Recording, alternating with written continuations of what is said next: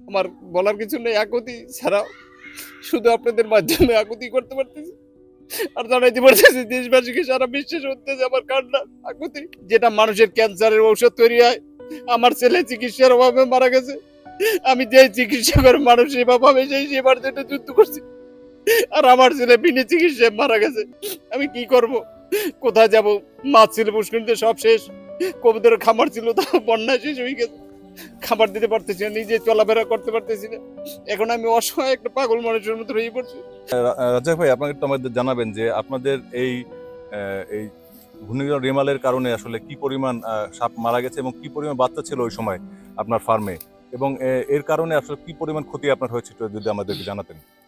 তবে ঘূর্ণিঝড়ের কারণে আমাদের এখানে মানে যে ভেরিবাদ এগুলো একেবারেই হঠাৎ করে মূলত ছুটে যাওয়ায় পানি পুরো গ্রাম তলাই গেছে। মাছ থেকে শুরু করে আমাদের সাপের খামার, অনেকগুলো সাপ খাঁচা পানির নিচে তলে গেছে। যখন আমি ভিতরে ঢুকি তখন ওখান থেকে সাপ উদ্ধার করা আমার পক্ষে সম্ভব হয়নি। তখন দুঃখ করা ছাড়া, আফসোস করা ছাড়া আমার জন্য আর কিছু করার ছিল না। কিন্তু এই খামারটি দীর্ঘ শুরু থেকে 2000 সাল থেকে প্রবাসী অর্থায়ন শুরু করছি, এখন পর্যন্ত অদ্ভুত সরকার কোনো সহায়তা পাইনি। শুধুমাত্র এখন আমার আছে চোখের জল, আর আছে খুব বলার কিছু নাই, শুধু কষ্ট, আর কিছু নেই। সবগুলো মারা যাচ্ছে, ঘরটা জরাজীর্ণ হয়ে গেছে, অনেক জায়গা পাকিয়ে গেছে। এখন আমি গরিব অসহায় হয়ে পড়ছি। আমার বাবা ছিল মারা গেছে, সন্তান ছিল মারা গেছে বিগত 5 মাস আগে।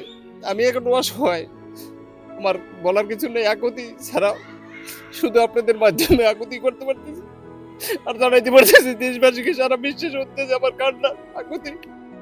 সাপের খাবারটা জরাজীর্ণ হয়ে গেছে, সারা বিশ্বে এখান থেকে ইনকাম করে। যারা যুবক ছেলেরা, যারা অশিক্ষিত বেকার, তাদের কর্মসংস্থান সৃষ্টি হইত এবং সাপ থেকে মানুষ বাঁচে। অনেক মানুষের ঘর থেকে আমরা সাপ সংরক্ষণ করি। প্রতিনিয়ত মানুষের কামড়ে প্রায় বাংলাদেশে 6000 লোক মারা যায়। এখানে বেকারত্ব দূর হইতো, কর্মসংস্থান হইতো, কিন্তু সেখান থেকে বঞ্চিত, আমরা টাকা পয়সা থেকে বঞ্চিত। ঘরটা দেখেন, অনেকগুলো গাছ পড়ে গেছে, ঘরটা পানির নিচে চলে গেছে, দেখার মতো কেউই নেই। আমি সাপগুলো দিয়ে কি করবো, করার মতন কিছুই নেই। আমার কান্না ছাড়া কিছুই নেই। মাননীয় প্রধানমন্ত্রী দৃষ্টি আকর্ষণ করছি, বহুবার আমি মিডিয়াতে বহু কথা বলছি। এখন শুধু আমার একটি ছেলে ছিল মারা গেছে, বাবা ছিল মারা গেছে, মা ছিল মারা গেছে বিগত 4 মাস আগে। এখন আমার কান্না ছাড়া কিছুই নেই, আমি শুধু কাঁদি, পাগল হয়ে গেছি। আমার এই সবগুলো মারা যাচ্ছে, আমার কিছু করার নেই।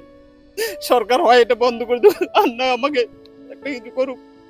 আমি কি করব, কোথায় যাব? মাছ ছিল পুষ্করিণীতে, সব শেষ। কবুতরের খামার ছিল, তা বন্যায় শেষ হয়ে গেছে। খাবার দিতে পারতেছি না, নিজে চলাফেরা করতে পারতেছি না। এখন আমি অসহায় একটা পাগল মানুষের মতো হয়ে পড়ছি। মাননীয় প্রধানমন্ত্রী এত সহায়তা, এত কিছু, আমাদের জেলা প্রশাসক সাহেব এত কিছু সব জায়গায়, কিন্তু আমার এই দেখার মতো কেউই নেই। যেটা মানুষের ক্যান্সারের ঔষধ তৈরি হয়, আমার ছেলে চিকিৎসার অভাবে মারা গেছে।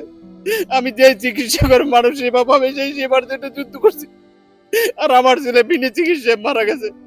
ঢাকা মেডিকেলে ভুল চিকিৎসা করে আমার ছেলে লাশ নিয়ে এসেছি। আর সে বাবাকে জড়াই দিয়ে বললাম, বাবা আমার ছেলে মারা গেছে। বাবা শুনে চেষ্টা করলো, রাত রাত ছিল, সকালবেলা সেও মারা যায়। 1 মাসের মাথায় আমার মা মারা যায়। আমার কি আছে, কিছুই নেই।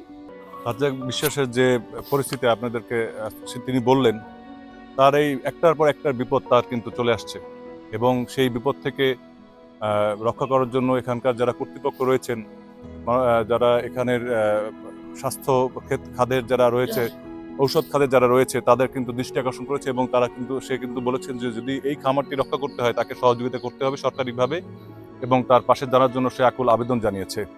কে এম সাদাত হোসেন, বাংলা ভিশন, পটুয়াখালী।